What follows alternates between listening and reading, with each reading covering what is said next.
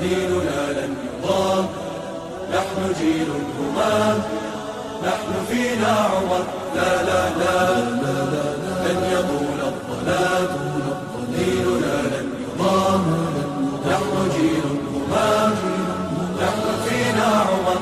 صبح بدا نور ظهر، نجم وشمس وقمر، ألقى على الدنيا الدرر، هذا عمر هذا عمر.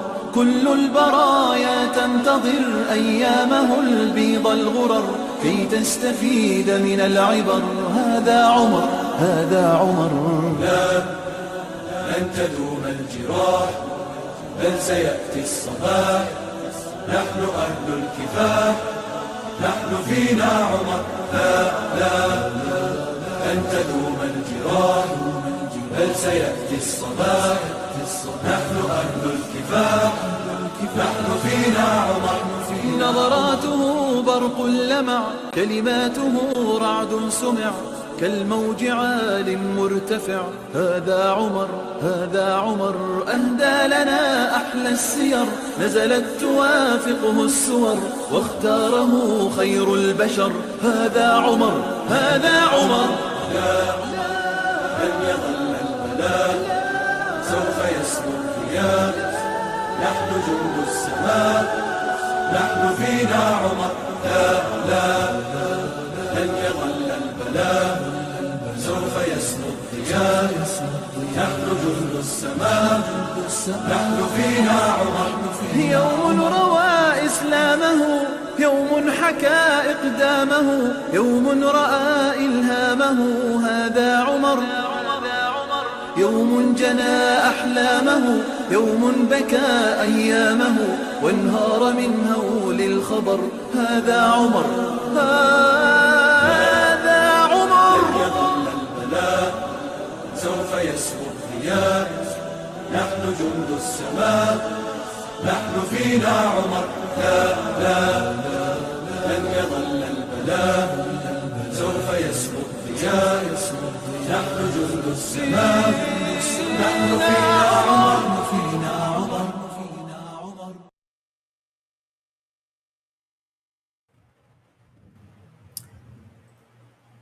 الحمد لله رب العالمين، الصلاة والسلام على سيدنا Muhammad وعلى آله وصحبه أجمعين.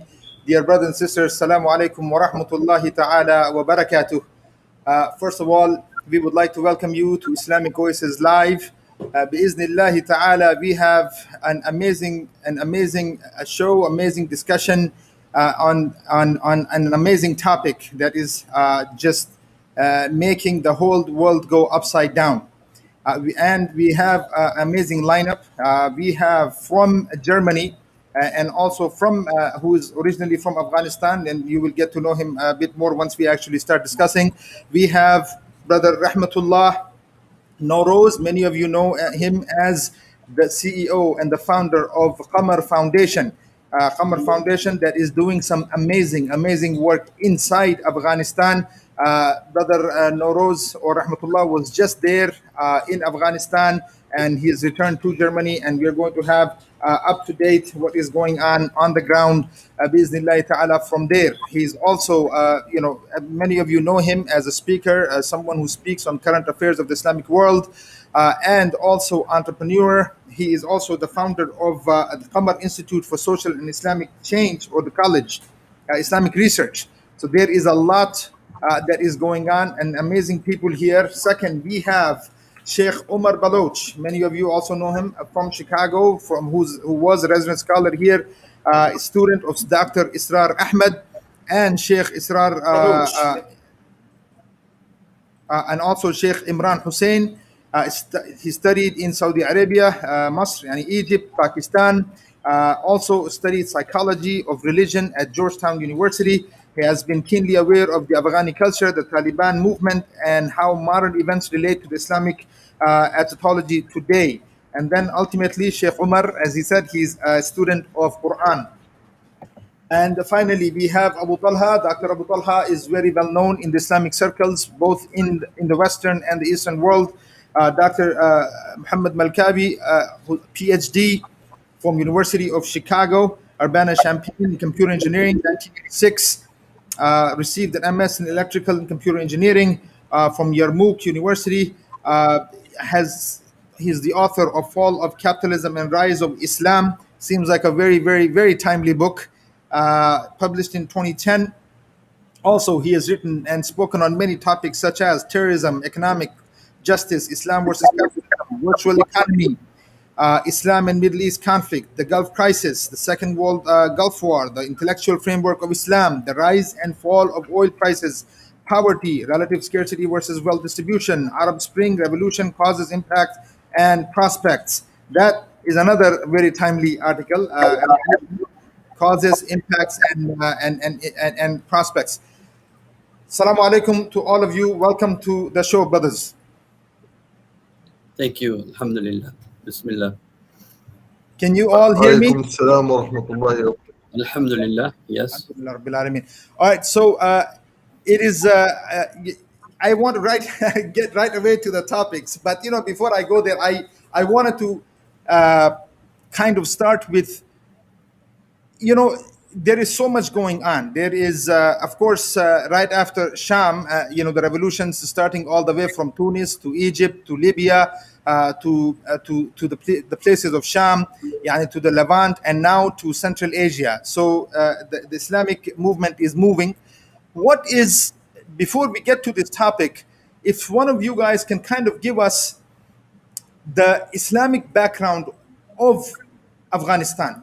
What is the role of Islam and what has been the role of Islam in Afghanistan? Anybody can jump on this. Okay. How about Abu Talha? Or anyone? I think let some of the brothers who are more familiar on the Afghan background. Go ahead. I think that would be Brother Rahmatullah, and even also, inshallah, Sheikh Omar. But because you have been on the ground, you've been there, you are there, a little bit of the background of Islam in Afghanistan, Sheikh.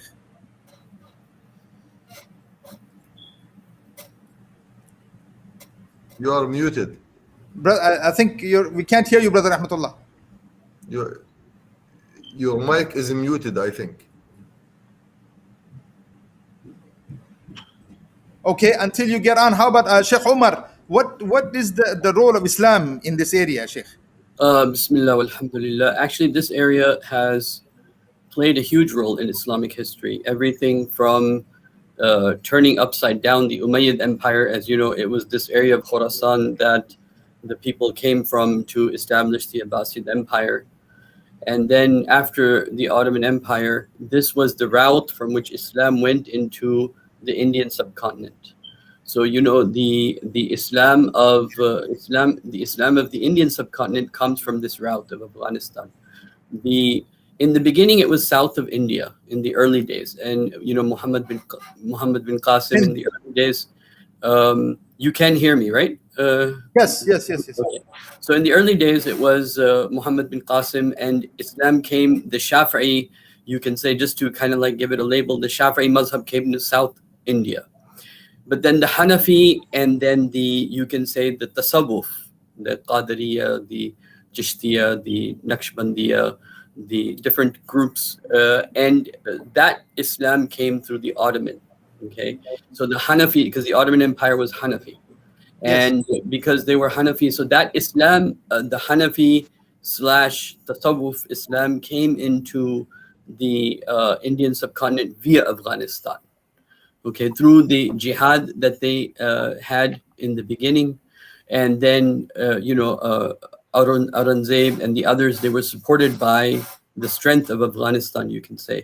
Even the Mughal Empire needed Afghanistan as kind of like a military stronghold. So the Indian subcontinent Islam, that culture, the Farsi language, that whole Persian culture, all of that, the Rumi, you can say, and the Ottoman, that came into what is today Pakistan, India, and Bangladesh. Okay, so that is the Hanafi / Tasawwuf Islam that came in, that had a great impact. So Afghanistan has always had a great impact on Muslim history. Like I said, early on, with the against the Umayyads, and then even before that. Okay, because how many of the muhaddithin and how many of the scholars of Islam they were from this general area, of what you can call Khorasan or Afghanistan, which includes everything from Uzbekistan, because this is not one culture though. This is many different cultures, many different tribes, and so they're culturally very different. They have some things in common, like some aspects that are common are the language, but again, there are many languages in Afghanistan, but Farsi seems to be like one of the common languages that they have. And then the other thing that's very important about this area, that up to the first 1,000 years, all the important books, they were written in Arabic. So up to 1,000 years, you can say all the important books were written in Arabic. But after the 1,000 years, for the next 300 years almost, all the important books were written in Farsi. In my opinion, you can't really be an Islamic scholar, at least for the last 300 years, if you don't know Farsi. Because Farsi was the religious language of the Ottoman too. So the Turkish language was the administrative language.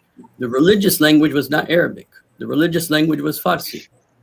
So anyway, that's getting into more details. But the point is that Afghan culture, that language, it played a great role. Jazakallah khair. Brother Rahmatullah, what, so would you like to add some more on there? Because I have a lot of questions for you. I mean, but I want you to add, being from there, being an Afghani, being Afghani in a sense from not nationalism, but being from there, being from the culture, you're hearing somebody else talk to basically you that what has happened in this area. So tell us, Sheikh, what is Afghanistan? Jazakallah khair. The end of empires. Well, Allah bless you. Interestingly enough, when I have read the history of Afghanistan with the recent event of American being defeated. I read it. I found completely different angle of the history. It was so interesting to me that I found a completely different angle, and the angle is that I'm going to share that considering the live session. Basically, when Islam entered Afghanistan, it was 667 up to 700. But the initial, I'm not going to mention a lot of dates and stages, but I'm going to make it a story. So inshallah, people understand this live session, inshallah, will be beneficial.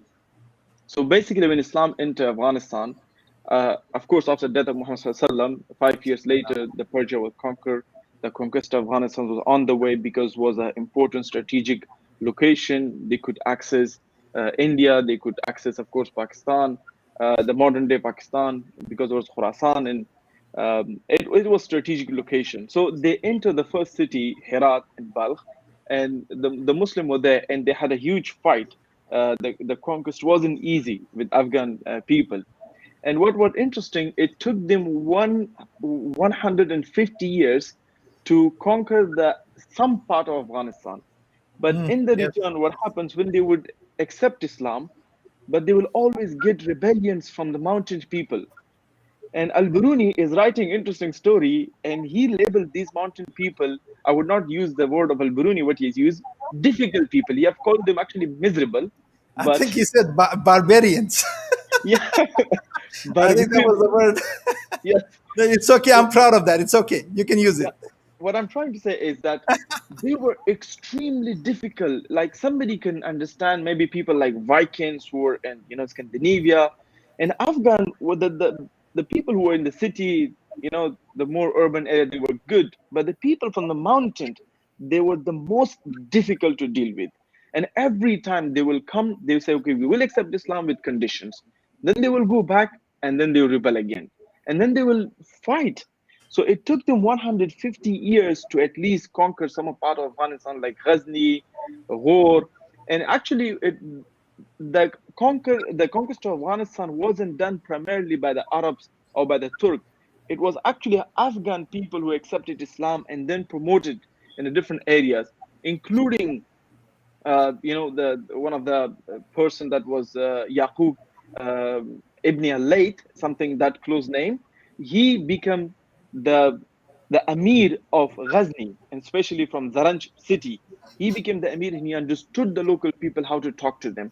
And he even made a deal with people in Kabul, people in Jalalabad, because mostly in those areas there were a lot of Hindus, and Balkh there were Buddhists. and Nuristan and Kunar. In these areas, they were mostly Zoroastrians and fire worshippers. So different religion was there. In fact, even Jews were there. Christians were not there mainly, but Hindus were the prime religion, and second was Buddhist, Zoroastrianism, and Jew community also existed. So he made a deal with them that, okay, fine, certain degree we will agree with you, but at least try to give us space. It was their good manners with the Afghan community, and then they accepted Islam. It wasn't through war, actually. They failed multiple times to have war because they were rebel back from the mountain. And even Al-Idrisi, he is writing the same story and calling them what you just called them. And those tribes were mostly Pashtun tribe and mostly the mountain tribe, which existed across modern day Pakistan, which is actually even Balochistan up to Punjab, modern day Khyber Pakhtunkhwa, Jalalabad, Peshawar, of course, these areas. And but still they couldn't capture the whole Afghanistan and to make them Muslim. It's still very difficult for them. In fact, the communities like Nuristan, which were called Kafiristan, which I came from, they accepted Islam about 1.5 year, I think close to 160 years. So I'm a new Muslim amongst you. My ancestors, they accepted Islam about 150 years ago. They later on again, huh? Have any question on this part? No, I said subhanallah. I mean, it's So, amazing to hear that. Yeah. so what is the story? I mean, the lessons that I took from the recent event. Number one, you cannot deal with Afghan with war. It's a very interesting, and you have to find a method that's working. An outsider will not be able to function in Afghanistan, even if they have a true message, the message of Islam. It has to be a local understanding. And the third reason how they spread the message of Islam, it was through Jarga, speaking to the elders of the community, to the Shah of the community. For example, in that time they had Shah and kings, and speaking to them and making them understand the message of Islam. And that's how they accept Islam. Once they accepted Islam, of course, the rest, mashallah, brother mentioned that then they went on to fight for Islam and for the glory of Islam. And inshallah, in the course of this live session, we will discuss the conquest of India and other part of the world. Inshallah, we're mainly the army of from Khorasan, modern day Afghanistan, were involved. Inshallah. So, Dr. Abu Talha, what is the deal? Talking about deals. Well, brother Rahmatullah just summarized the essence of the Afghani people, whether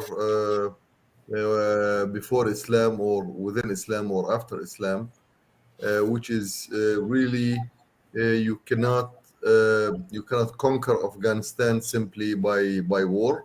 You have to find ways of negotiating with the Jirga, with the elderly, with the leaders, and today, of course, with groups and parties. So, having said that, let me jump into the most recent history.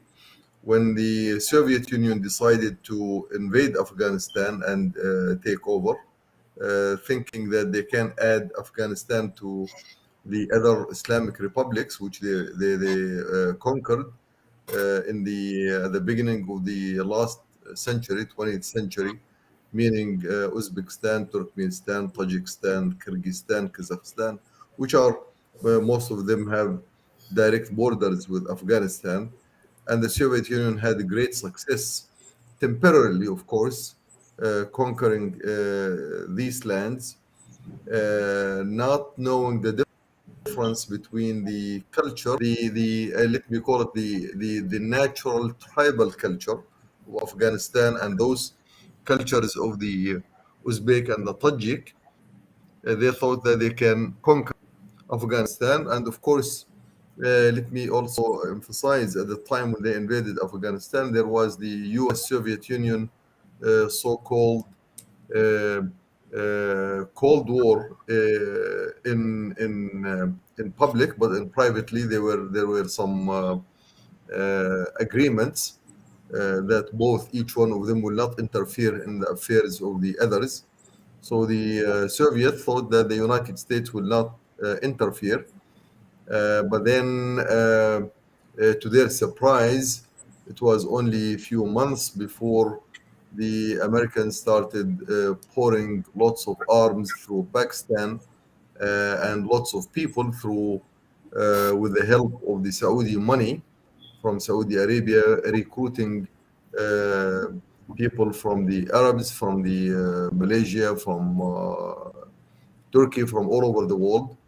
And then the whole group of Mujahideen was created with many groups. Of course, we remember the groups led by Rabbani, by Mujaddidi, Abd Rabb Rasul Sayyaf, Hikmat Yar, and others, uh, who eventually, many of them, if I'm not talking about the names in particular, but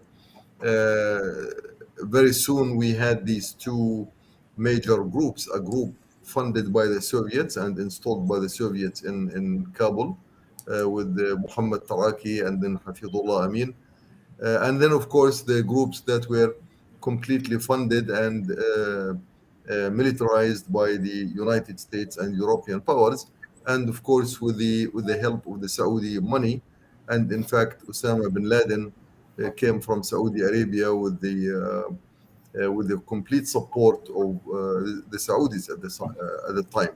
Eventually, Soviet Union found that it is absolutely impossible to keep in Afghanistan. The cost is going to be very high, and the potential benefits of having a stable republic on their border was absolutely out of the scope. So they had to leave, and actually they left Afghanistan and they left the entire world arena, and the Soviet Union completely collapsed and was dismantled right at the same time when they were withdrawing from Afghanistan. Now, after that, the United States thought that since they helped the Mujahideen at the time, then they probably would be more welcome than the Soviets. And to their surprise, of course, that did not happen because definitely or evidently they did not understand the nature of their people and the nature of Islam. Now, plus the stubbornness and the strength and the resilience of the Afghani people, there was now Islam component. So Islam plus the local culture made it a very strong recipe for anyone to invade or to stabilize. Now, to say the at least from the pure political perspective, the United States relied very much on their allies in Pakistan. So the Pakistani who have already departed a little bit from the old British Empire, which was the main cause or the main vehicle for the creation of Pakistan, and the leaders of Pakistan, many of them were still pro-Britain to the extent that one of my friends in Pakistan says the Pakistani generals would sit in their maze on their clubs with a small puppy dog on their laps and a stick in the hand, resembling the British generals. So, but towards the end of the 70s, 80s, and then of course with the time of Dia al-Haq, and later on the Americans were able to have a big influence in Pakistan, which was reflected later on their ability to mobilize some forces in Afghanistan. Having said that, it shows that the Americans were able to penetrate. However, they came to realize that they cannot sustain their authority or occupation, if you will, in Afghanistan with military power. So they had to make deals. And going back to the issue of the deal, and that's what we have seen in Qatar, and the deal of the withdrawal, even in a manner withdrawing the troops in a manner that Biden saying we were able to withdraw 100,000 of our personnel, and many people did not know that the Americans had that much existence, that much numbers, 100,000 within a few weeks. It's amazing, with almost no incidents except the one that happened yesterday with the claim Bombing. being put on. with a claim being put on ISIS. But am I cutting off? No. I just wanted to, one second, Abu Talha, just on that issue. Brother Rahmatullah, Sheikh, you were just there. I mean, you, how long were you there in Afghanistan? When were you there? I was there for actually about 2.5 months, something. Right. So now, when you were there, I mean, did you have any idea that we would be sitting and talking about this being on the ground? Were you able to observe anything close to what we are seeing today on our TVs? Yeah, actually, I'm still very much surprised because I did know the strength of the previous government, and I did know the capacity that they had, and I was aware as an Afghan and a person who lives in that country, the capacity of Taliban. And I would say nobody would have even written as a fairy tale that this would happen in this situation, like they will collapse so easily and so on and so forth. No, this was not predicted by anybody, and I was very much surprised how everybody was surprised how this whole thing happened basically. So even on the ground, while you were there, I mean, you were there Ramadan, you were there. You've been through all over Afghanistan. I mean, we Yeah, were in touch with you when you were in Afghanistan. So you couldn't predict this. You couldn't even think that this is. I would say even the Taliban themselves couldn't predict it. Uh-huh. They Well, they when they entered Kabul, they were not ready. They had no plan to capture Kabul. So Abu So Talha, you were about to say something. well, I would say yes and no. There is yes, which is that's what the public news is about. What the people are really. That's what we have seen. But the no is that the negotiation that were taking place in Qatar for almost 3 years, the first talks and then negotiation, and the very much of the leaked information was very predictable that the United States will not will not leave Afghanistan until and unless they know that there is an entity that can stabilize the country. And throughout the 20 years that they were there, it was evident that the only group that can stabilize Afghanistan is Taliban. And this was what Abdul Salam Daif was talking about a few days ago, that On TRT, everybody, it seems. Yeah. yes, everybody should have known that Taliban is the only group of people in the ground on the ground that can stabilize the country and can maintain security over all Afghanistan, not necessarily Kabul and some spots.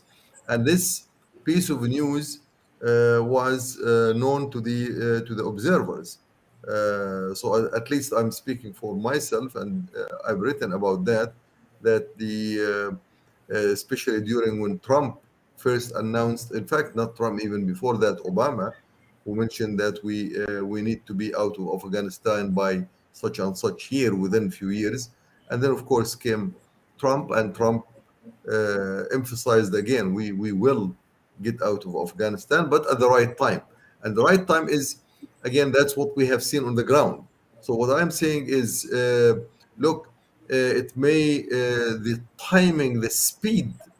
Let's say, could the United States really get out in a few weeks uh,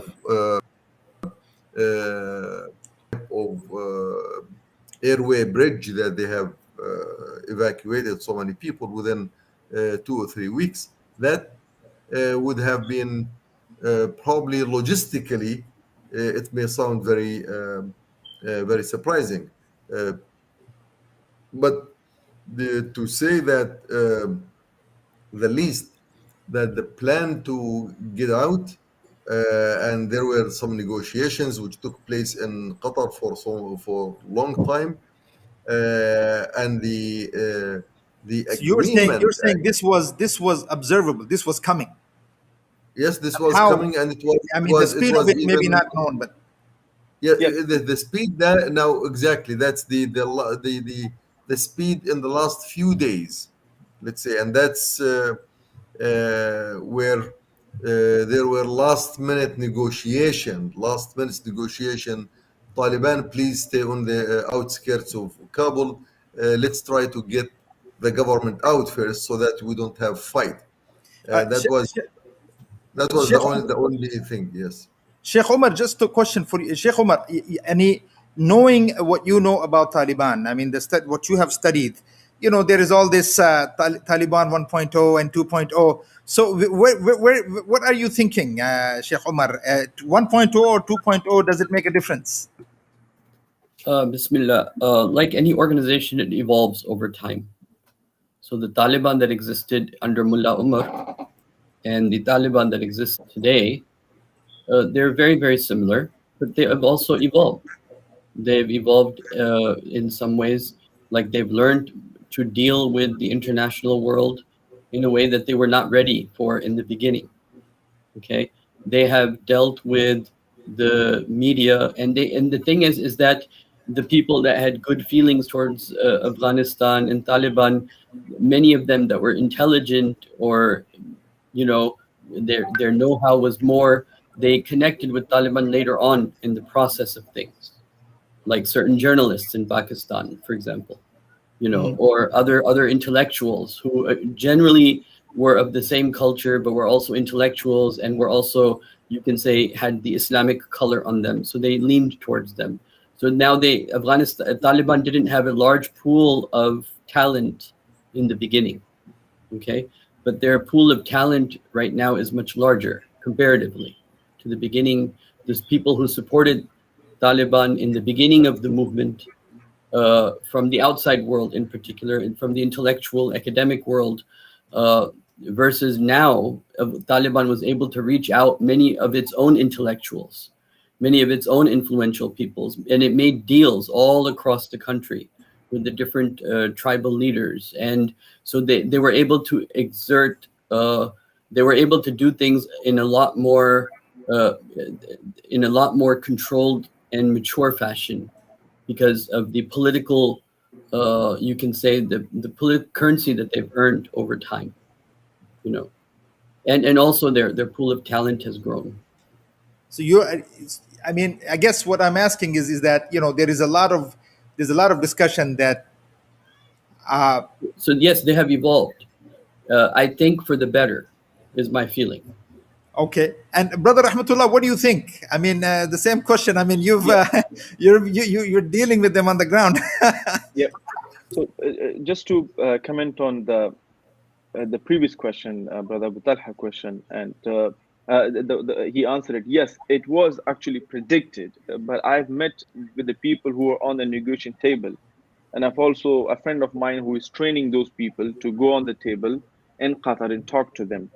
And when I talked to him, okay, what are you Interesting. training? There were 40 days training to those people who were sitting there.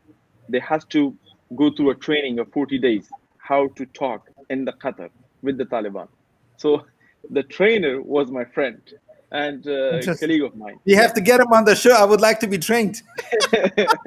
So Go on. basically, yes, he told me that the reason Taliban card is much powerful because they have one team, and that particular team is working only for one goal. And other side, there were ideas. Okay, let's make Afghanistan a federal government. That was one idea. The second idea was let's divide, like some part of Pashtun, mostly Pashtun people, let's give them to Taliban, and Tajik, Hazara, and Uzbek should be with the government, and we'll divide it in this way. There were different ideas, and of course there were geopolitics involved heavily. Iran was involved, Pakistan was involved, China was involved, America was involved. In between, America had a few interests. One interest was TAPI project, that has to make sure the Taliban, anybody is in power. So the best interest of America was to give control to someone who can control all of Afghanistan, because they don't have to deal with 3, 4 parties. And they didn't care what they have built, the equipment or the government or the people or the so-called democracy of revolutionarism or liberalism or women rights or unveiling women or whatever you name it. That was not their concern at all. Their main concern economics. There were no defense contractors anymore happening, so that was reduced. Number one. Number two, there was TAPI project which coming from Tajikistan, Uzbekistan, through Afghanistan, Pakistan, India, coming to the Western countries. So somebody need to take care of that project. And there were other in the deal. Some people have read the deal so they can understand it in more details. So yes, it was. You can say, perceived that Taliban would take the prime locations in control, but it wasn't predicted with this speed and this mannerism that America is literally intellectually being molested by the events that have happened in Afghanistan, and their political presence being molested. I don't know if molested is the right word or not. It happened to them, So their image, and that wasn't the idea what happened on the ground, because I've talked to people who are in the Ministry of Defense, Ministry of Interior Affairs, with the close to the president. That wasn't predicted. That's one part. Now coming to and if they're taking the control. Hold on. Rahmat, one second. So while you're having these conversations, Doha agreements have been going on since 2018. So Yes. when you're discussing with these future diplomats, people who are in who might be coming into power, I mean, were they not thinking that this is all a game and that the real power They, holders are? they were mostly how can I say, if I rent you and send you somewhere, it was something like that. They were mostly rented people going and coming. Nothing was I in their like that decision. term, rented people. This is a new one. I like it. Yeah, they were like, I'm renting your car. Let me take it and come back. Remote. They knew they had no decision. For example, American agreed. The agreement is online. People can read it. American agreed with Taliban that we will release 5,000 prisoners. And Afghan government, they were saying, oh, we're not going to do that. They're going to go back to the war, blah, blah, blah. Let's open up a jirga in Kabul in March and let's invite people. They invited 5,000 or something people. Then spend like $500,000 on one single day. Make a big drama. At the end, it was an agreement that you have to release these people. It was just a event taking place. But behind the scene, everything was clear. Now coming to the Taliban and their version 1.00, I don't know who updated them. Which Play Store, Google, or We have to go iPhone. with the times, 2.0. I think people are following this software, 2.0, 1.0. I don't know which Play Store or Android. That has to be cleared, from where people can download the new version. So basically, I think as a brother Omar mentioned it, the geopolitics has changed. In 1991, internet wasn't a thing. In 1996, global finance wasn't the way it is today. Now cash has to go through a payment gateway, through America to New York Bank. The stock market wasn't a big deal, and things like that. Taliban, I think they have realized if we don't form an inclusive government, we won't be able to survive. Things have completely changed, and they are actually not out of choice. They are forced to form an inclusive government, to evolve, and they are forced to go along the line of international community, get their help, work along with them. I know even if they don't do that, China will still recognize them, Russia will still recognize them for their interest, but they know they will not be able to stay in power. Now the biggest problem that they have, unfortunately, lack of skills.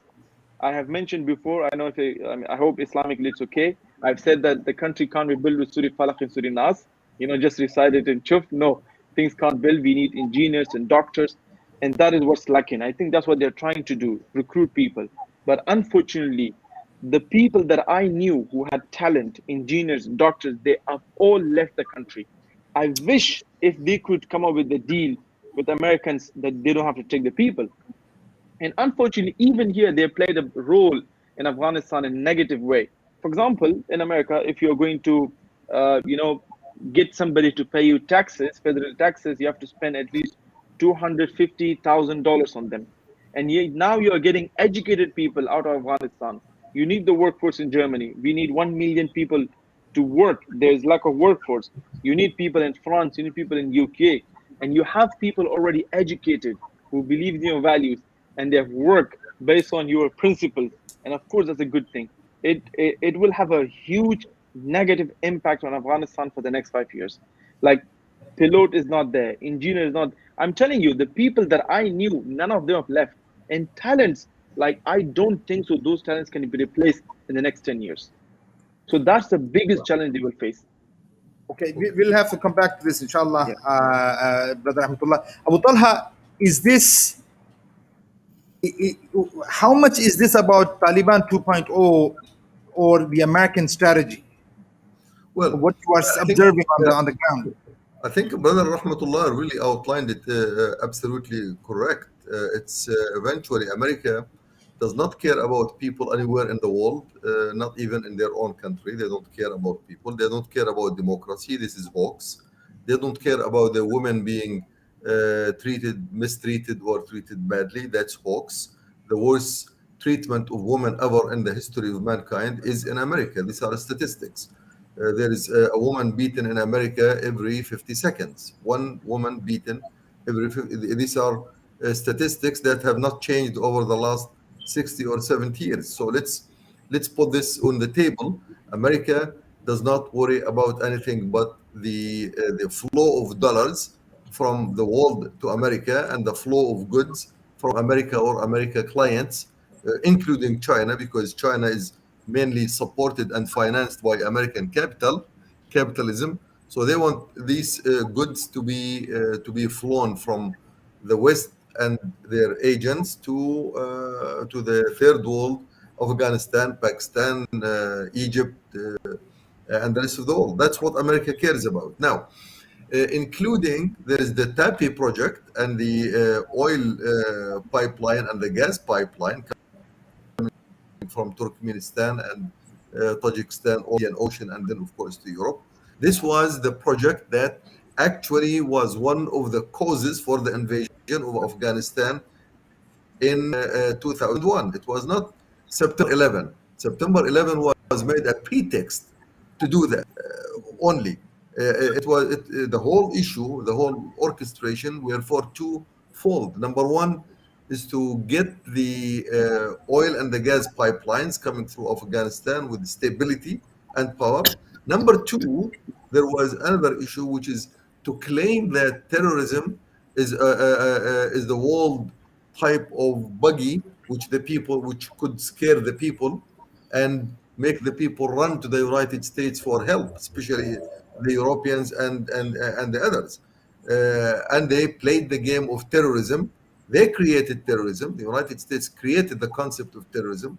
They actually installed the word terrorism in the Oxford Webster Dictionary back in 1978, and they made the definition for that. And they use that definition until today with all types of events created in the Middle East, in Europe, and many other places. And then eventually they globalized terrorism through Afghanistan. So this was, for America, it was a gold mine for at least for sustaining a world order over the 20 years. Now they think, the Americans thought that it's no longer possible to continue to play the same thing. So let's finish this. And Taliban would come to power. Okay, big deal.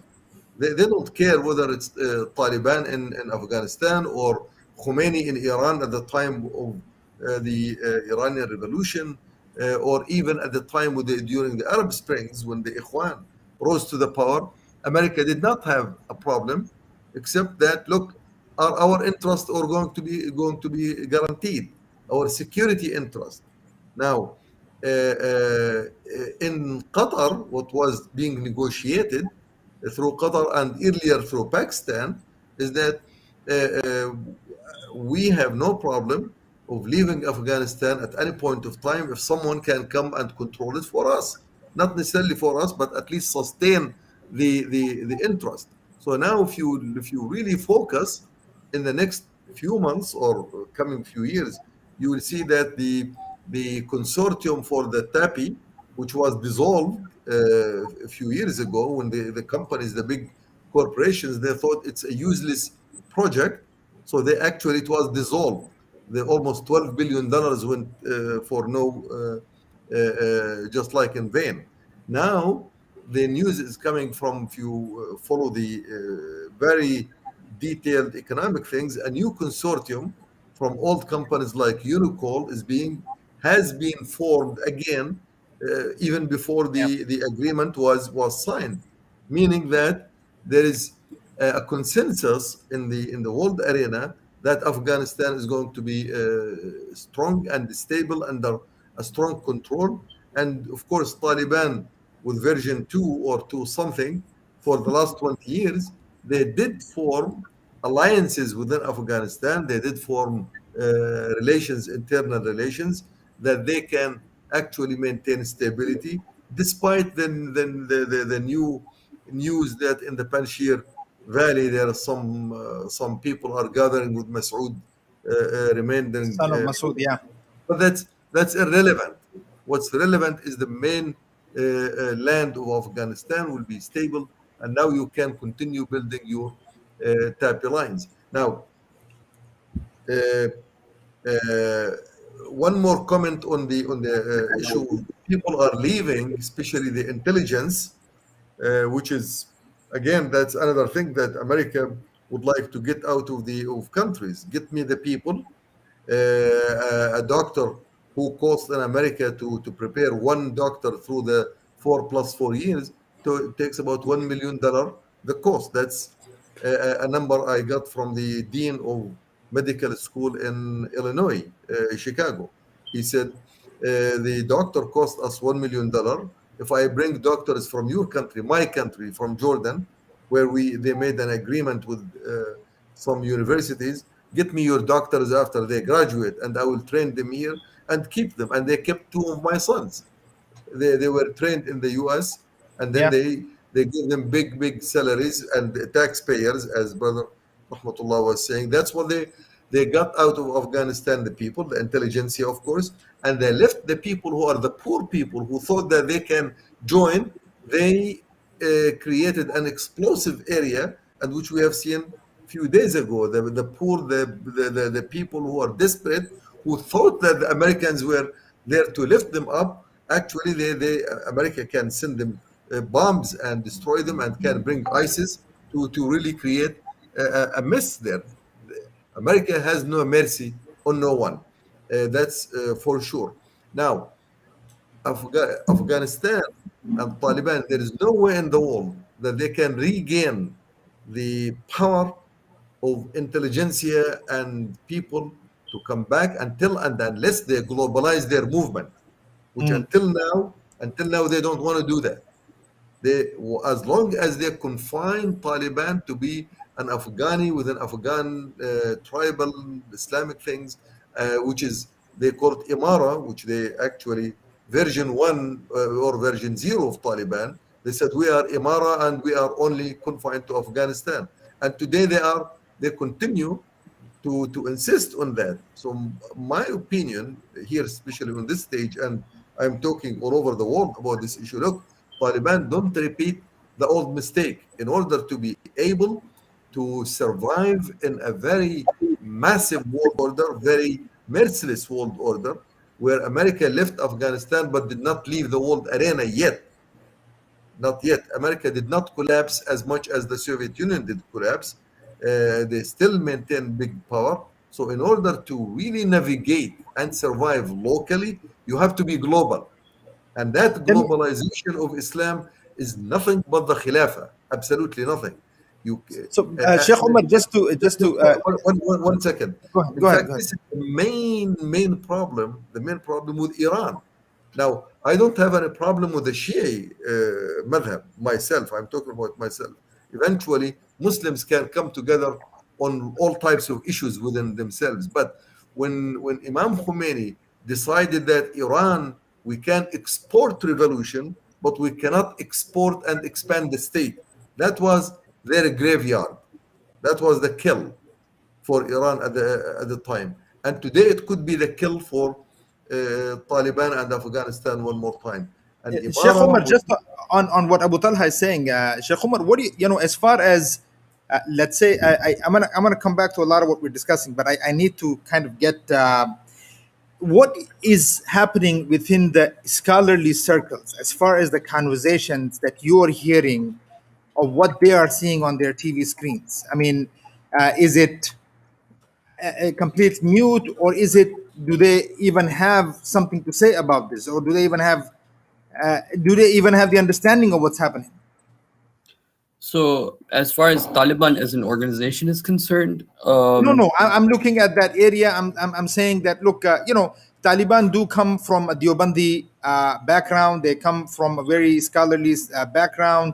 Uh, yeah, this. So what happens to that global Deoband background? Uh, are the scholars looking at that and saying, like what Abu Talha is saying, for instance, that look, if they're going to live in this, if they're gonna compete in this merciless world, that includes scholars coming from outside. So I'm thinking, I mean, you being here, I mean, you're right, you're in the US. What are you hearing from the, let's say, the circle of scholars here? so In like what you are thinking? like I was saying, that Taliban has compartmentalized its different departments. Okay, so the way Taliban is working as an organization, they have people that are doing the media, they have the people that are doing different talks, they have the people, they've sorted out what we need as different groups. Okay, and those people that are in those particular groups that are specialized, they have that knowledge, but not all of Taliban has that knowledge. Number one. Number two, that the issues Taliban is dealing with intellectually and in terms of a globalized world, um, I think that they are going to be facing many, many challenges. I'll give you one example. When Dr. Asra Ahmed Rahmatullah alayhi, when he went to Afghanistan to meet Taliban, okay, he went with some funds from Pakistan to Afghanistan, and he wanted to give it to Mullah Umar. Okay, and when he gave these funds, he said, "Look here, we have a suitcase of cash. We'd like to, give it to you." So Mullah Umar told Dr. Asra Ahmed Rahmatullah alayhi, "We don't have banks." Okay. So number one. Number two, I'll give you another example. That so there was a discussion between Tanzim-e-Islami and Taliban on different issues. And one of the issues that came up is that we've been having a shura meeting on what should be the color of the shirt of the police. Okay. Yes. So this is one side of the story. It's not the whole story, right? This is one side of the story, that they may lack a sense of what is priorities. Okay. Number one. Number two, that on the other side, like, let me give you the other side. On the other side, one order from Mullah Umar and all the poppy seeds were closed. Okay. So there's this, so they are, like I said, still a growing, or if we're expecting khilafah from Afghanistan right now, I think that is a misfire. That is, Afghanistan's not ready to be a khilafah. Number one. Number two, yes, it is a mistake. Let me hold on, Sheikh Omar. Hold on, 1 second. Let me just on that thought. Hold on, because there is something important. Are you saying that Afghanistan is not ready for khilafah, or are you saying that Afghanistan on its own is not ready for khilafah? Meaning, if there is help from outside, another place comes to help, it would be able to do it. But at this point, resource-wise, it's not ready for this. Is that? I'm just trying to clarify. That's all. So number one, the first thing Taliban would have to do is convince its own people that Islam is the way to go. Okay. Now, So they need time. There's a certain cultural Islam that everyone agrees with. But if you tell some of the elders you have to give inheritance to your daughter, many of the Afghani tribal leaders are not okay with that, because the custom is something else. Okay. If you tell them you have to get rid of paper currency, this paper currency that we have, they wouldn't even begin to understand what I'm saying if I say that as long as you don't have gold and silver, you don't really have real currency, and you're still within the system as long as you have this paper money. So so again, what I'm trying to say is that Afghanistan elite, what they need to do is they need to invite scholars from outside first of all.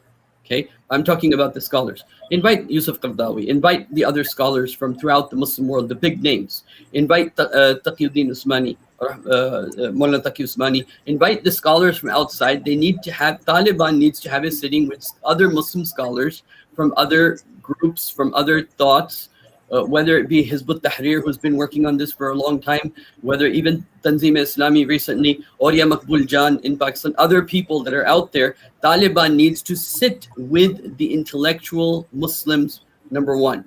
Without that, they can't form this greater alliance. Okay, but I don't think Taliban is ready for a khilafah, number one. Number two, even if it's not a khilafah, but if they're moving towards Islam, they still need to call out to the global Muslim community. And if they call out, the Muslim global community will respond, inshallah, in a positive way. But I don't think they want to do that based upon the conversations Dr. Rahmatullah had with Taliban. They were pretty adamant that they didn't want that. I mean, that's what They Abu had Talha is their saying. reasons. And so maybe if Taliban invites Brother Abu Talha to go over there, and this is the part of our problem, is that Deoband scholars are not going to invite someone who's outside the circle of Darul Ulum, right? And so until you don't have a group that is willing to bring together a group of Muslim scholars from The around Muslim intelligentsia.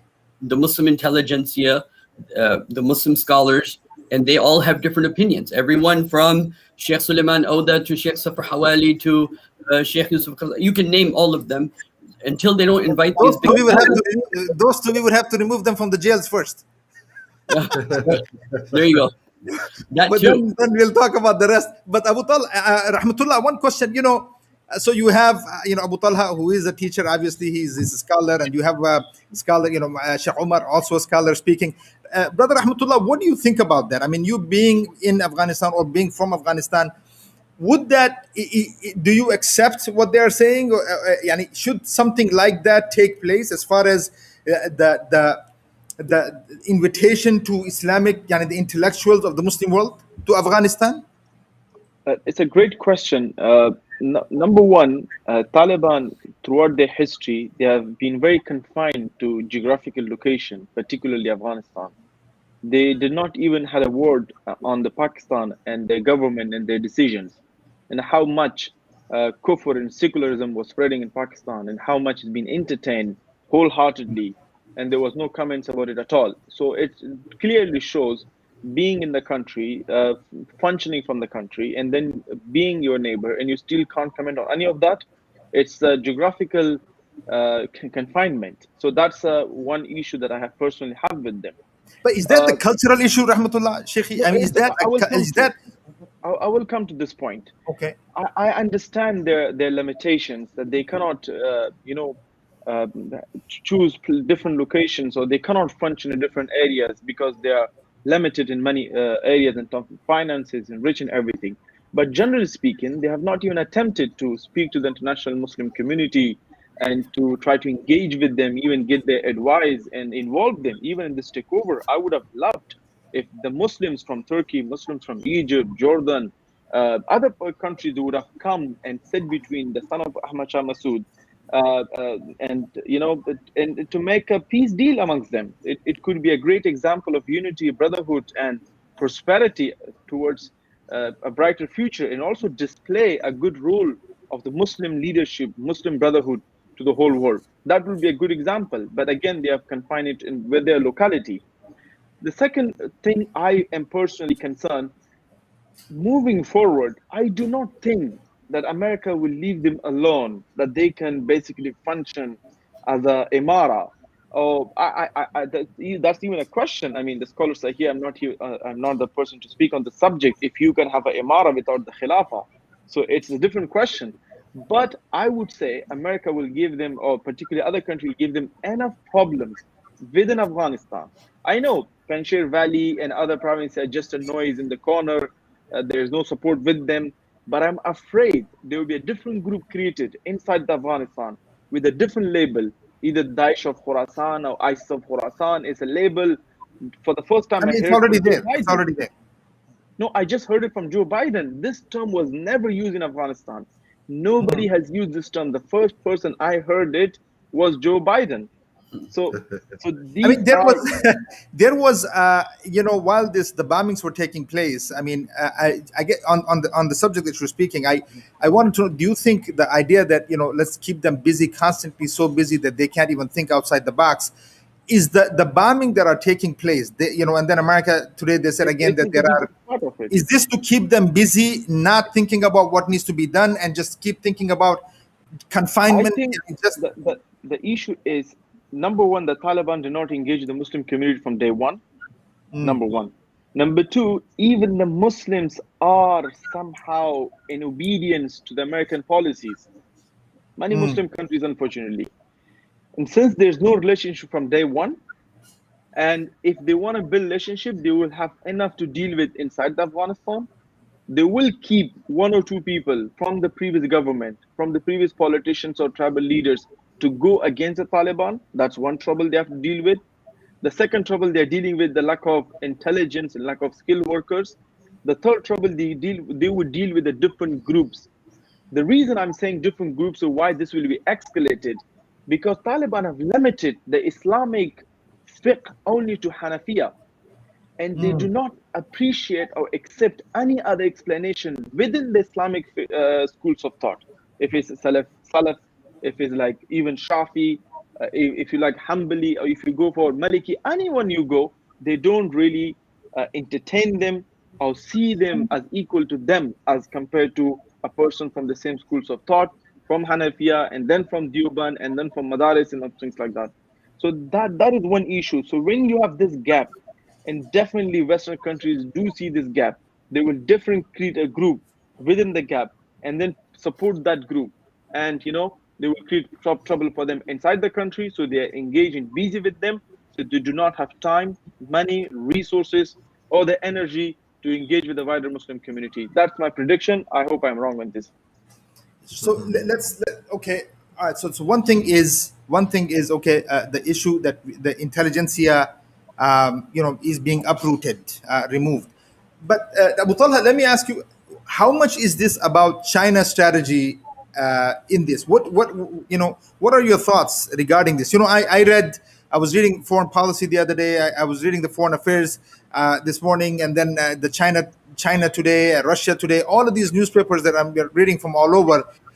One thing is very clear is that the moment America decided that it's okay for Taliban to come along, they're doing it's like they're talking most of the security is Taliban and Americans. I mean, at this point at the airport, we don't know. We don't know what the issues are at least in that sense. But what is China and Russia thinking when all of this is happening? What do you think what's their strategy? Well, What's happening in their brain when they're seeing this? well, look, China and Russia, they don't trust the United States not a single inch, and they both believe that any of these activities could be used against them militarily, intelligently, economically. It's one more piece of the puzzle that America tries to use. And that's why they rushed, both China and Russia, to claim that we have no problem in recognizing Taliban if Taliban is going to play within the international code, if you will. In fact, they were the first two big countries to announce that they have no problem in recognizing the new government. They have not done so, but they at least make this announcement. Why? Because they want to avoid hassle. A powerful militant entity on their borders can be a big cause of disturbance. In China, there are more than 150 to 100 million Muslims who are bordering Afghanistan and Uzbekistan. They are in China. I'm talking about the Rohingya. The old Russia. Yes, Russia has the control of its old allies from the old Soviet Union, Kazakhstan, Uzbekistan, all of these countries, which almost more than 100 million Muslims, and the Taliban and the new Afghanistan can be a real source of disturbance there. So they really want to avoid that. So the Russia and China, they are probably the most worried about the new entity, and that's why they want to make quick deals to avoid any potential conflicts. Now, Afghanistan, under the leadership of Taliban, can actually utilize that, can benefit from that, but to do that, to do that, they have to come out of the tribal box and on one side, and the fiqhi madhab box on the second side, and the third thing on the what is called the ultimate joys or joy of being victorious, which is good, absolutely, but it's too early to celebrate. It's too early to celebrate because this is only one step in a long journey. So yes, I can utilize this type of a new dilemma between China and America, between Russia and America. So I can use it to my benefit to at least a little bit calm the so-called international coalition against Taliban and against Afghanistan, and it allows me to be able to grow into the real Khilafah state, which all Muslims want, and that's what make it. When I talked about globalization, when the state of Afghanistan becomes the state of Muslims, whether they live there or not live there, then they will enjoy the popular support, not only from the lawyer Jirga, but they will enjoy the support, as Brother Omar was alluding to, the scholars from Pakistan, the Hizb Islami of Israr Ahmad, of the International Ikhwan Muslimin or Hizb al-Tahrir, or many scholars around the world. So they become their actually backbone. Now, and this is a decisive moment because I could see some notes coming here. It's let them rest a little bit. There is it was a big fight. Now it's a time to take a break. No, it's not time to take a break. When Muhammad sallallahu alaihi wasallam migrated to Medina, it was not to take a break. It was, and he started between migration and Battle of Badr. There were 17 local wars where they call Ghazawat, until that's why they call it Badr al-Kubra, the biggest Badr, until the conquest of Mecca, which was and Hujjatul Wada. There was no rest. The fighter and the one who wants to really go up. It's not to rest or to pay attention to local issues. Now, which the brothers have mentioned, and I agree 100%. United States is creating ISIS Khorasan and making them big and giving them big boom with this explosion in the airport, which was facilitated obviously by the Americans to turn Afghanistan to internal fights. Because because I have to also get to the questions, but this is it's kind of funny when you observe what was happening at the airport just 2 days before. I mean, it seems like a day before the Turkish soldiers decide that they're gonna just leave everybody, because it seems like they knew something was coming. I mean, everybody kind of pulled out their people, and this bang happened. So look, Biden said we knew about it. We have intelligence reports. Yes, 2-3 days before, over and over, and now they're saying there's another one coming. Allah knows, may Allah protect the Muslims there. I don't know what else they are planning, but I have to really get to the questions. But I have one more question for myself, Brother Abu Talha and the rest here, Sheikh Omar and Brother Rahmatullah. Do you think that you said the Taliban are surrounded by over 100 million Muslims? Over 100 million Muslims around that area. You have Uzbekistan, Kyrgyzstan, Kazakhstan. You have Xinjiang issue with China situation and all of that. Both sides of their borders are full of Muslims and who are being oppressed, suppressed. Do you think that they understand the kind of support that they can have, and do they understand that? What the kind of arena that they are in, the environment that they are in, and are they able to utilize this? All three of you, I mean, especially Brother Rahmatullah on this, if you can, and Sheikh Omar, everyone. But in my humble opinion, I do not think so that they understand this, and neither they can utilize it because no effort been exhausted on this area. In my humble opinion, they in the past 20 years they have not tried anything such. So that's my understanding. But do you really think it's the issue of Hanafi fiqh? I mean, really, is it about Hanafi fiqh that's making them stuck in this box, or is it the understanding of the reality, the thinking process is not there? What do you think, Abu Talha, or anybody here, Well, or Sheikh Omar? let me say something. I think I remember a time when we talked to Brother Israr Ahmed when he came to Chicago more than 20 years ago, exactly on this issue. Exactly when Tanzim Islami was very much localized in Pakistan, and he got the bay'ah from brothers from Pakistan, and we explicitly told him at any time soon, or doesn't sooner or later, you will find yourself in a position like what Taliban is in today. You are in power. It's very possible. The world dynamics can change, and your power can become stronger. You will find Tanzim Islami in power. If you do not globalize your movement and you extend your arms now, before you are in power, where you find the world Islamic world support. I'm not talking about governments of Pakistan and Qatar and those tiny little cartoonic states.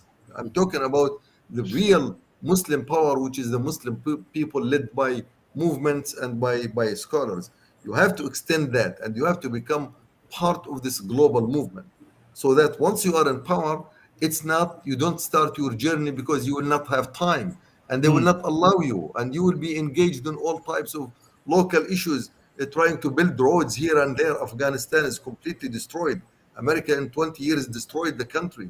So now you have to worry about tiny little issues, and you will find yourself 20 years later that you are still in the same place. And so and then Taliban, the issue is not that they know or they don't know. That's not the issue. I think today we, the Muslim world, we need to provide, as the brother was saying, we need to come up and talk to them. Look, you are not alone in this. It's the entire Muslim world, and the whole Muslim world wants to be victorious. Not necessarily on the war front in Palestine or other places, but in this political front, so that we build an entity for the Ummah, and you be the leaders. Yep. We will Sheikh, give you the leadership. Sheikh, there's And a that's, point. yeah, go ahead. Yep. That's my question to you. We have to first see, do the Taliban see an Islamic political movement of Afghanistan, or Islamic political party of Afghanistan, organization of Afghanistan? Do they see themselves as Islamic movement of the Muslims, or of the Islam? So I think that clarification That's need exactly to it. happen. Yeah, And I after think that, we can extend our hands and we can, think exactly. about it. We can expect them what they should Sure. do. But until Sure. now, as an Afghan, as a Muslim, as a Da'i, I see them as an Islamic political entity in Afghanistan. Exactly. That's the core problem. Yeah. I think So, Sheikh Omar, is this about? I just wanted to get Abu Talha 1 second. I'm gonna get to the questions, but Sheikh Omar, is this about Hanafi school as much as it is about? Is it really about tribalism and the Afghani culture? And what is this about? I mean, is it about Deoband school? Is it about what do you think? You being from the traditional schooling of the from the Islamic tradition. See, the Afghanistan, when you look at its history, recent history, not farther history, but the last 50 years or so, Afghanistan is a culture, especially its elite, okay? They had already become communist, a lot of them. Okay, that's why they were inviting the Soviets. So what I'm saying, and then you have the cultural aspects. Then you have the Jahiliyyah within the Deen, right? You have this kind of cultural Islam within Afghanistan. Then you have, on top of that, Taliban, who are a little bit more enlightened than their public, believe it or not, okay? Then on top of that, there are other levels, but the point I'm trying to say is this, is that the people, those communists, those people that don't even understand basics of Islam, their Islam for them is their culture. Taliban hasn't convinced its own population yet, okay, that Islam is the way to go. And until, because Allah gave them power, but the way the Prophet came into power was the public was convinced, okay, this is the way to go. There was a critical mass of intellectuals in a critical mass of the populace that was with the Prophet, like wholly and fully and completely. Okay, Taliban is with itself, meaning within their own group, they're good, right, as an organization. But they still have to get the buy-in of the hearts and the minds of the people that this is our vision of Islam, this is what we want to bring, right? This is our plan, this is why it's good for you. They need to use the media for that. They need to bring the people and convince the people Islam is the way to go. If they don't do this, then you will get outsiders pushing the Afghan public in all sorts of directions, okay, that are going to be against Taliban. Now, coming specifically to the issue of fiqh, that even in Darul Uloom, when you ask many of the people of Darul Uloom, what is your concept of Islam? Very little of it has something to do with economics or politics. Or so even when Taliban is saying Islam, Islam, Islam, they're probably not thinking much beyond hudud laws. Okay, so Yes. their own view of what they mean by Islam, right? Just because they got power and they're saying Islam doesn't mean that they're thinking of that Islam that we're thinking of, which is Khilafah. No, it's true. I mean, within the Dars Nizami, I mean, within the school, the Dars Nizamiya that they By the teach. time you finish the Kitab al-Tahara and Kitab al-Salah and Kitab Yeah. al-Bayu and Nikah, and And then then 8 years by are the over. time you get to, your 7 years are gone. Yes, Yes. exactly. By the time you finish all of this, you don't have time to learn Islam. Yes. So, all right. On that thought, let's go to the questions because they're killing me. I'm getting all kinds of signs that we need to get to the questions. So, someone, as a huge board in front of me, they have written, they're saying, please clarify what the Khilafah is, so the people don't think of ISIS. Let me Anyone?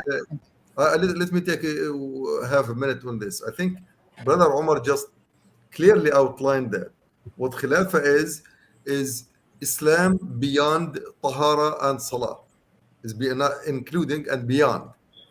That's what Khilafah is. Khilafah is a state. Khilafah is the political entity of the Islamic system, but there is the economic system, there is the social system, there is international relations, all of these within the Islamic scope. Once you have them, all of these issues, you do have the Khilafah. Khilafah is not a mysterious issue. It has been there for 1300 years. It's a well-known concept, but you cannot confine an Islamic entity to borders. You will be in borders whether you like it or not, but you don't define it as this is your scope. And unfortunately, let me mention a very bad example.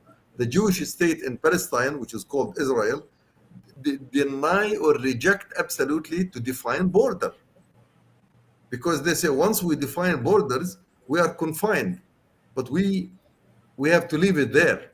So that's on our Khilafah issue. I could be in Qatar or in big Afghanistan, but it's not the Islamic Imara of Afghanistan.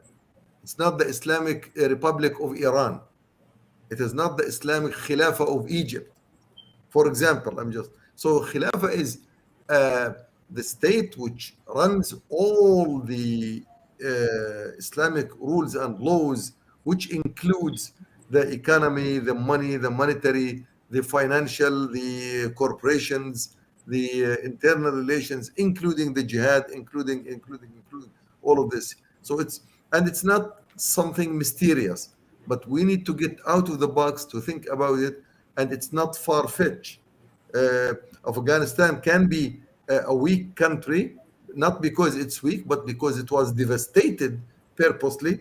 But to rebuild the country in a manner that's suitable for Islam and the Muslims, that is not a big issue. The big issue,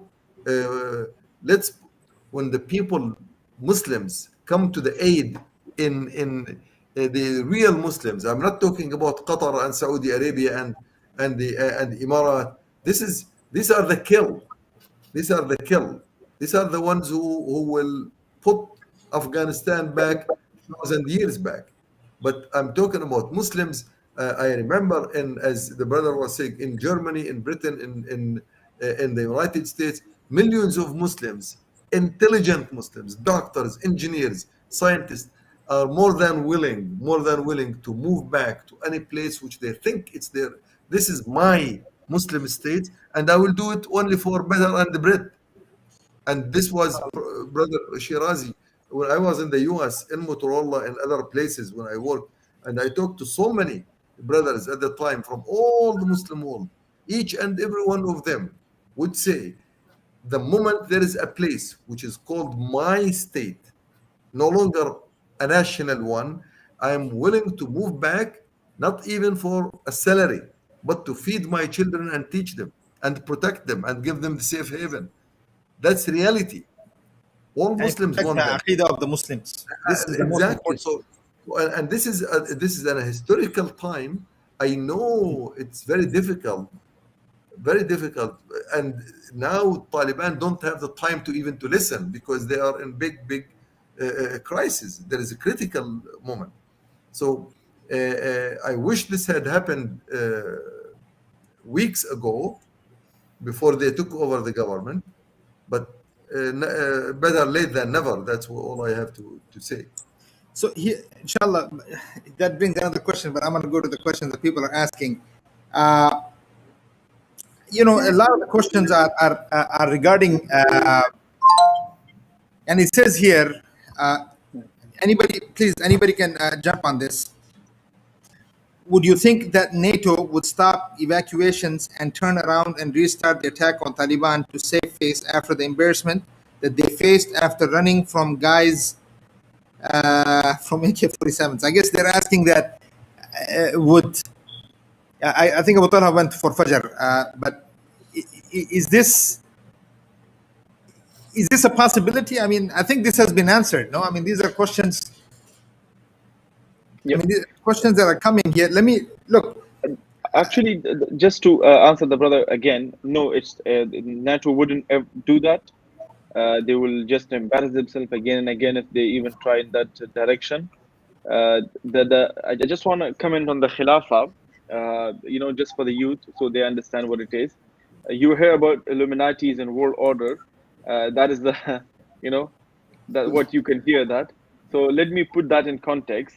In Islam, we have one Khalifa, and that Khalifa has the Shura and everything, which is that Khalifa rules is not only limited to a particular country, it's for the whole Muslim Ummah across the globe. And then we have Amarats, Amirs in different places. And once the Khilafah is established, it would be the best thing to happen to the world, not only to the Muslim, but even to non-Muslims. I highly advise them to read about the Khilafah and the Khalifa, because it's been proven for the past 1300 years that even when the Iceland was in a crisis and they were suffering with the lack of humanitarian needs, and the Muslim, dynasties and sultanate, they supported them. Khilafah was the reason that today we have chemistry, science, and technologies. Khilafah, having Khalifa and having those leadership was the reason today we have an iPhone and MacBooks and all these cameras. Like, for example, young Ibn al-Haytham, if you look at it, the Khilafah was establishment. It wasn't a capitalism to feed some of the companies and then distribute unjust wealth. It was that everybody saw themselves. There was justice, harmony, peace, not only for the Muslims, even for the Jews. It was the Khilafah and the Muslim leadership that the Jews were protected, that the Muslim was protected, the Christian was protected, and all over the world. They should read about it. And inshallah, that is not limited to one country. And once the Khilafah is established, you will not be bothered again to say, go back to your country, you Pakistanis or Afghans. That problem will automatically be solved. So if people are working towards it, then support them. Actually, it's good for you, good for us. Alhamdulillah Rabbil Alamin. Okay, another question. It is directly to you, Sheikh Rahmatullah. He said, do you think Taliban will help again? I guess the question is, do you think that Taliban will be used against China like the way they were used against Soviet Union? No, they will not be used. It's against China, because Taliban are smart enough. They know what they know about the situation and the politics, the world politics. Actually, it's a China's birthday party, you can call it. It's China's, like China, the child was born in Chinese government, something like that. Because Afghanistan is minerally very rich. We have coppers, we have lithium, we have everything that's needed. Based on some estimates, you have about 3 trillions reserve minerals in Afghanistan, and the world is moving forward towards more zero carbon and towards zero emission. They're moving towards, so they need lithium for their batteries. They need those materials. For example, Japan is literally running out of raw materials to build cars, to build mobiles, and they're finding countries. And I saw the Japanese foreign prime minister. He was saying that we have to deal with Afghanistan, we have to support them, we need to have established government. China has same trouble. For example, Tesla would be the biggest next thing, the biggest car auto mechanic company, and they need those resources inside Afghanistan. So, in the next phase of Afghanistan, from economical perspective, would be very prosperous. There will be stability, and every country will try to have a good relationship with Afghanistan because of the economical benefits they can get from that location. Jazakallah khair. Sheikh Omar, this is for you. You mentioned the issue of the tahara and things like this. What the question is, what do you think? I mean, as far as the students of knowledge, advice being asked by a student of knowledge, what do you think they should study, and how should they study if we are going to learn Islam? After the Darul Uloom curriculum, there are two subjects that I think that none of the Islamic universities, Medina, Islamic University of Malaysia, Islamic University of Islamabad, for example, there are two subjects that they're all weak in. Okay, the first one is history. Okay, the amount of history that is taught in the Darul Uloom, and the amount of history that is taught in Medina and Islamic University of Malaysia or Islamic University of Islamabad, and then the others, because these are the luminaries. Even Azhar, Azhar, they don't have even a department of history. Okay, so if it does not have, you said? No. Oh, interesting. Yes. I didn't know that. That part I didn't know. Okay. Because if you invite an Islamic scholar to talk about rights of women, what will be the difference between the Islamic scholar and the Orientalist? Okay, the Islamic scholar will say Quran says this, Hadith says this, Quran says this, Hadith says this, right? And the Orientalist will say, well, in history this happened and Aisha did this and they did this and the Ottomans did this and the women did this, right? This is the different lenses in which they're looking at the world. The modern academic world, when it comes to Islamic studies or religious studies, is basically a department of history. So that's why they can't meet eye to eye, because the Orientalists are basically historians. Anyway, that's one place where we lack. Number two, and more importantly, we don't really have the ulama, they don't have a proper understanding or a proper connection, right? Rather, I should say, a proper connection with the Quran. Tafsir is one thing. Tafsir, when this ayah came down, but this doesn't help you how you take Quran into the modern context. You're still stuck in the back. So basically, how the Quran, what is it saying to you in this world that we live in? What is it saying to you in this world that we live in? What is the Quran saying to you? This is missing. Okay, so to continue with that question, Abu Talha, this is a question for you. As far as it's a question connected to that. There are many questions, but I'm just asking the question connected to that. Is that, I mean, is it lack of what do we lack here? I mean, as far as like what Sheikh Omar is saying, that look, we're missing history, department of history, or we don't understand the Quran, or we don't have the proper connection with the Quran. So I guess the question here is, how do you what does that even mean when we say that connection to the Quran? Is that meaning that it can't happen until we actually implement it, or is it that people are not even studying it to implement it? Well, I think brother Omar was very clear on this when Quran came to deliver an ummah from its jahiliyyah, and it did. So today, when I read the Quran, I want to read it and explain it in a manner to deliver the Ummah one more time. So I want the ayat that were revealed at the time of Tabbat Yada Abi Lahab wa Tab to resonate with who is the Abu Lahab of the day. Yes. I'm not going to continue to say damn with Abu Lahab and his wife, but Abu Lahab and his wife are already damned and done. But today, when the ayat are being read and I explain them, I have to convey that to the reality.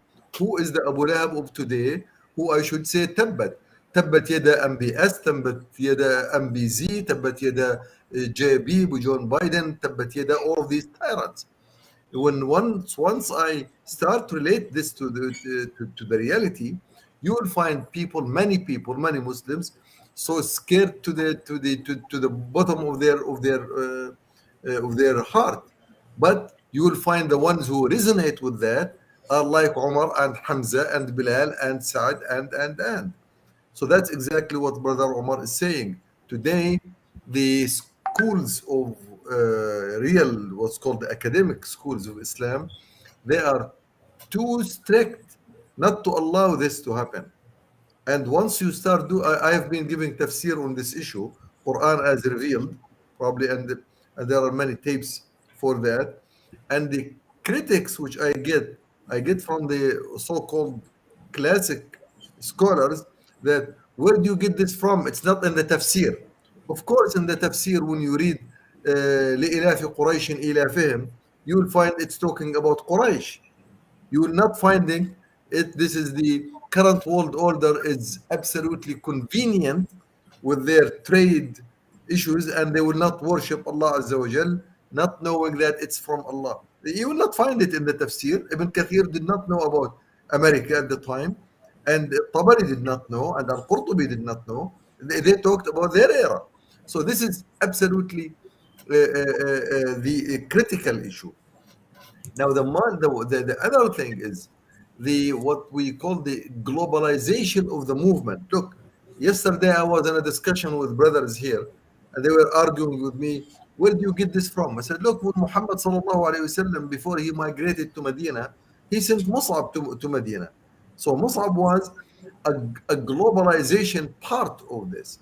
And when the people went to Al Habasha, they did not run away from the torture. Muslims, the last ones to run away from torture are Muslims. Bilal, he absorbed all the heat and did not want to run to Abyssinia. It was a matter of globalizing the movement. When the Prophet ﷺ told Abu Dharr al-Ghafari when he accepted Islam, he said, go to your town, to your place, stay there until you know that I have been victorious. That's a part of globalization. So when Islam was a state of Islam was born, it was born global at the time it was born. It was not a step towards that, and that need to be taught and learned by Muslim scholars and Muslim students that the But Abu Talha, globalization. is that about more? That this is anybody can answer this because it's with the following question.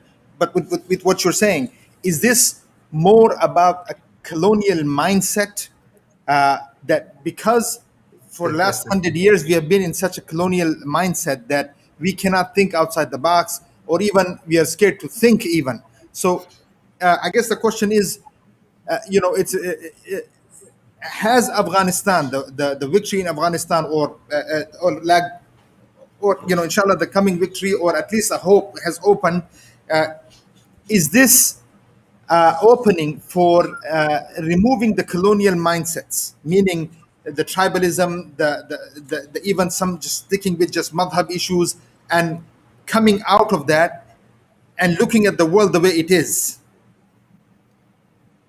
Do you understand? I guess I guess It's I'm part saying of that, brother. how much does colonial mindset have to do with the kind of closed-mindedness that we have today? It has to do all of it actually. It's 100%, 100%. This is the British curricula that they built over the last 100 years, which continues to persist in Pakistan, Afghanistan, in Egypt, in Turkey, all over the world. Today we are learning Islam from the perspective of the British and the French and today the Americans. That's it's unfortunate, which is the separation of Islam and the state, separation of Islam and life. And today, actually, they are removing some of the parts of Islam which they left it. They thought it will not impact the people. Today, they are taking this away even further. It's but look, when Muhammad sallallahu going back to our seerah, when Muhammad sallallahu alaihi wasallam was given this message, he was alone, and it was the whole jahiliyyah around them, but using the proper wahi that was revealed to him to deliver an ummah, he was able to do what he did. So, and I think this type of meetings, brother Shiraz, you are making, it's just one step along the road. Although our talk was Afghanistan, but today we are our concern is the whole ummah, and we really want to see Islam back to be the sustainer of the world order and justice for all. This is there's a question. This is all for four of you. We only have 5 minutes. 5 minutes left, inshallah. But there's three critical questions that I want to ask. This is, please, anybody pick up the questions, and if you have anything to say, please do. Someone asked. They said, "Look, this is a sheet of paper questions that I've been." So he says, "We live in Afghanistan is in the middle of 4 nuclear powers. 70% of population of the world lives in this area. 60% of GDP of the world is in this area, and after the Abbasid, the Islamic world was ruled by this area. How much, talking about United States leaving this area, can really United States, can they really afford to leave this area with having this kind of power base in this area, meaning with 4 nuclear powers, India, China, Russia, Pakistan, who knows what Iran has, huge populations of the world, huge GDP of the world, and the most of the ummah, can they really afford to get out of the game? Because pulling out of this area is pulling out of the real game. I would like to say that the U.S. is being replaced by Israel as the next superpower. And Israel... That's a huge one. Israel is now going to work hand in hand with India to try to exert as much influence as they can over Afghanistan. And America it's the end of American history, really, in many ways. This is the beginning of the end.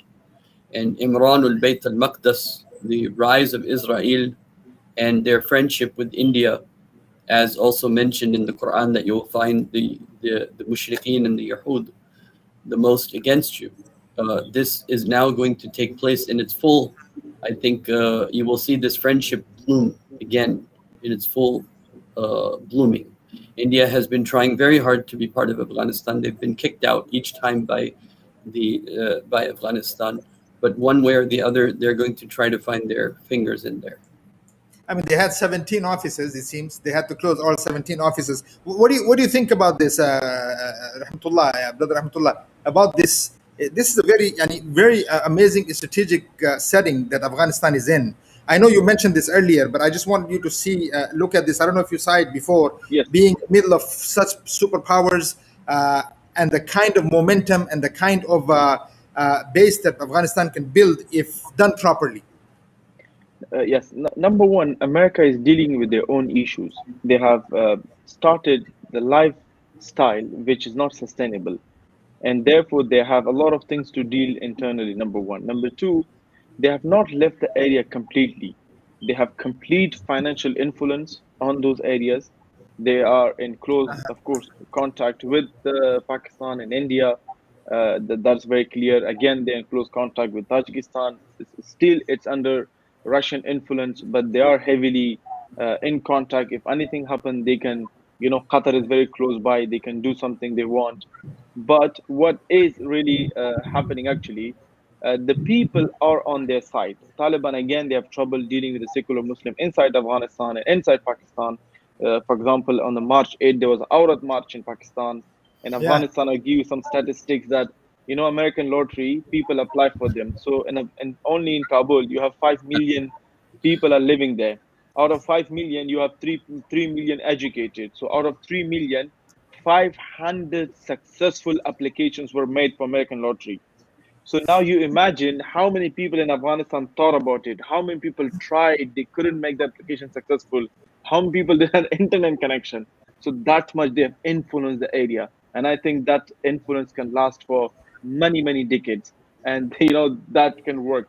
Now coming back to the old story of nationalism and colonialism, yes, unfortunately we have been colonized our minds. Today, you get your Muslim brother from India and let him burn Pakistan flag, and wallahi that person will be killed right there because you disrespected my country.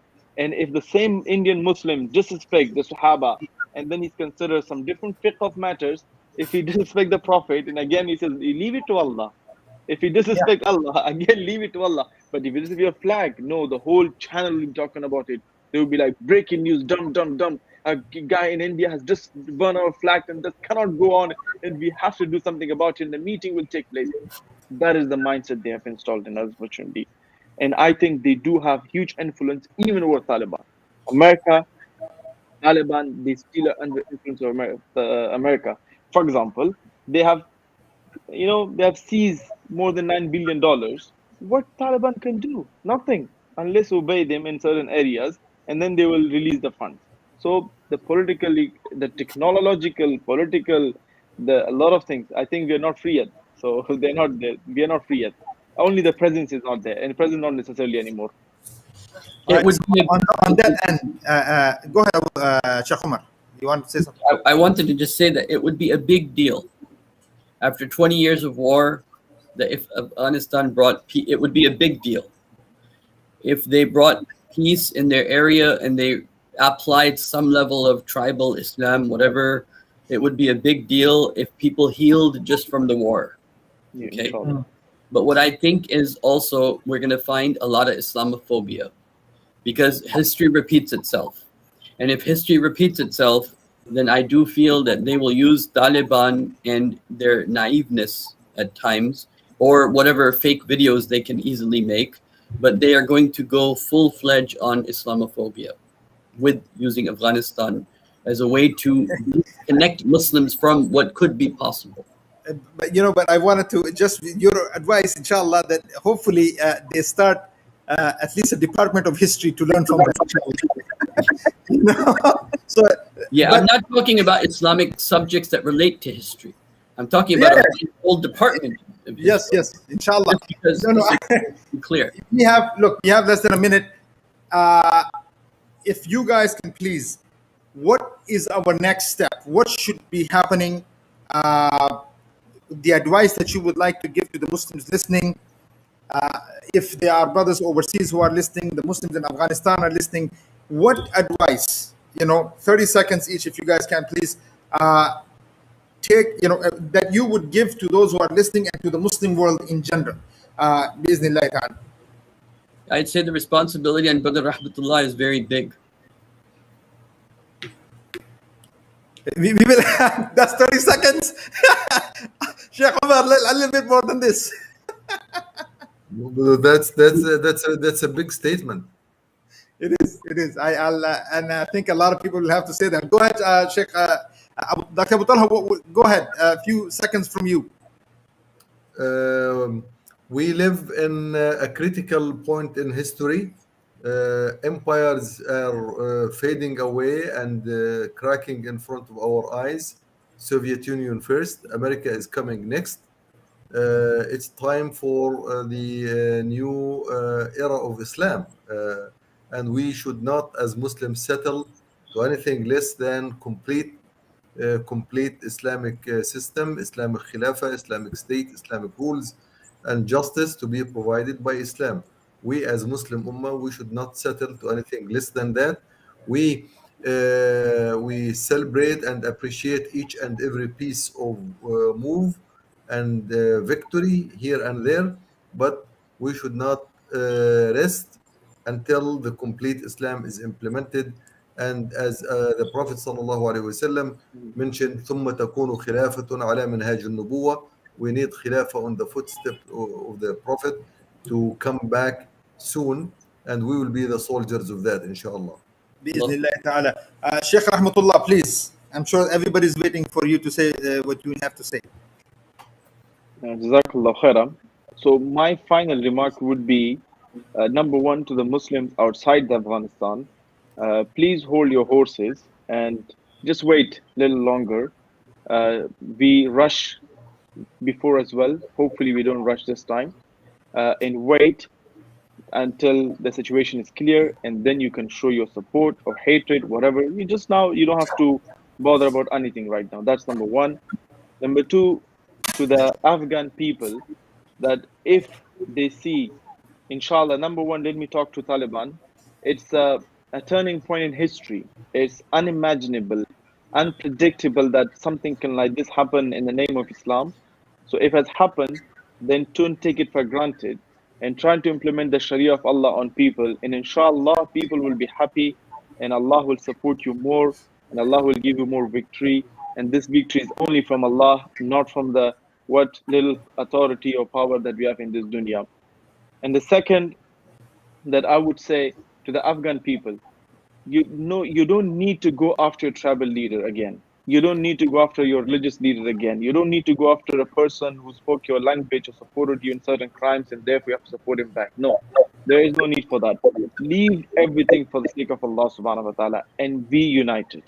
And hold to the rope of Allah subhanahu wa ta'ala. There's a khair for everybody. And inshallah, nobody is saying the current government is perfect. But if we all work together, we can make it perfect. At least close to the perfect. At least better than the last 4 decades that we have lived. And the same message to the non-Muslim world, that I would humbly request them, if they can leave us alone. That is the only request that we have. There's no request to support us, give us money. No. Just leave us alone. But in return, we will help you. Trust me.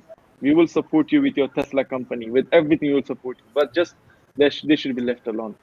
And to the brothers who have left the country, if you have left the country, it's fine. We cannot ask you to return back, but make sure that you still work for the sake of Allah subhanahu wa ta'ala. Support the Muslim ummah, not only in Afghanistan, the part of the world.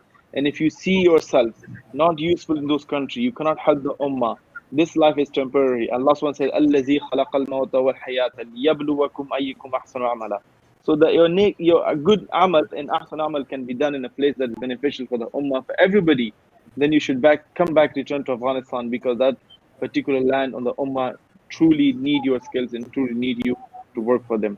And that's my final message to everybody. Hopefully there's a positive change, there's a progressive change in Afghanistan, and hopefully there's a peace. And I hope one day from east to the west people travel and there will be only one fear, the fear of Allah, and no other fear. Allahu Akbar, walillahi alhamd. Dear brothers and sisters, first again to all the guests, to Abu Talha, Allah, to Rahmatullah, all the way from Germany, and Sheikh Omar. I don't know what part of the country you are in right now, but may Allah subhanahu wa ta'ala bless you and your families. Jazakumullahu khairan for this amazing discussion. And I'm sure you know that this will not be the last time that we meet. There is a lot to discuss.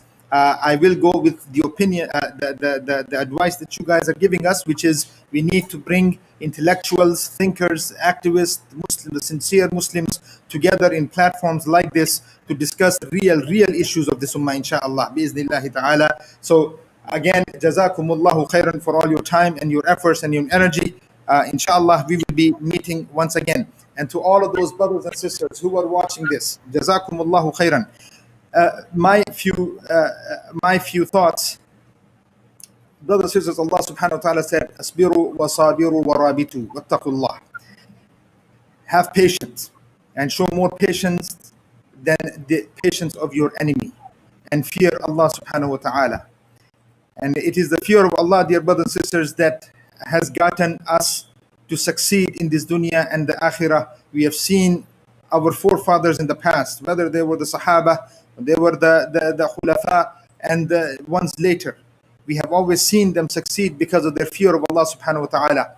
This is not the time to go back to sleep. This is not the time to rest. As the Prophet sallallahu alaihi wasallam, he went to his wife Khadija radiallahu anha and said, La rahata ba'da al-yawm ya Khadija.